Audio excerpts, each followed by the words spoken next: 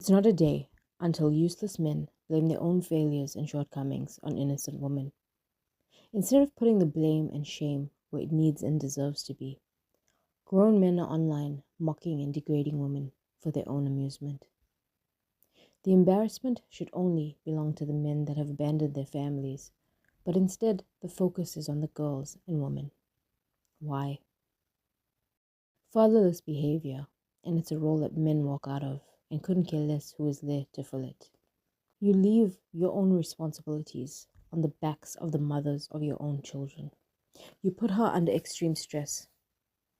You call her the problem and label her as crazy, and then turn around and play house with someone else's children and someone else's woman. It has become so normalized to not have the biological father in the home. It's also so normalized to grow up with an abusive or deadbeat father and achieve the same results. Genuinely, what do men have to offer besides violence and prejudice? Not all men, just the worst ones you know. You say fatherless behavior, and it's the trauma they've caused their daughter. You see it all the time on TV and in movies, not just in real life. How fatherless girls are the butt of the joke. Men think it's funny and easy to prey on them because they assume she has low to no self-esteem. They know how to manipulate her, which words to use, which wounds to prod. They take advantage of her, abandon her, keep her trapped in the cycle of emotional turmoil and abuse. You say fatherless behavior, but never address what that looks like for men and boys. Because male incompetence isn't funny when it looks like you, and it looks like it can and will kill you. It manifests itself in barbaric temper tantrums when it doesn't get its way. Incarceration, abuse, sexual violence, assault, battery, robbery, the list goes on and on. The depravity is boundless. You view the fatherless daughter as a target and an object and a target of ridicule. But the joke stops being funny when you've become the target of the fatherless son. It's easy to put down and exploit a traumatized woman. The only threat they pose is to themselves.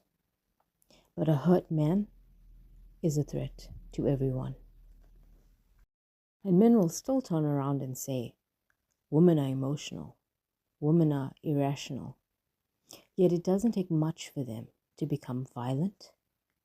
It doesn't take much for men to become suicidal. It doesn't even take much for men to become homicidal, does it? But no, they'd like to be viewed as logical, analytical, rational. These men can't even run their own lives, let alone a home. That's why they walk out of their families' lives like they've caught fire. They're not built for stressful situations like women are, because they're not natural leaders or natural providers or natural protectors. Again, not all men, just the worst ones you know. I'd like to believe that good men do hold these alpha male morons accountable, or maybe even ignore them altogether. Why sit and argue with someone with no self-reflection? They're not going to change their minds. People can only be held accountable if they had the capacity to hold or consider an opposing thought or opinion. And these people don't have the capacity for change or intelligence in general. Well, that's all I'll leave you with for today. If you do enjoy raw, unfiltered conversations about the real world, consider subscribing. There's a lot to talk about. Thank you for watching, and I'll catch you in the next one.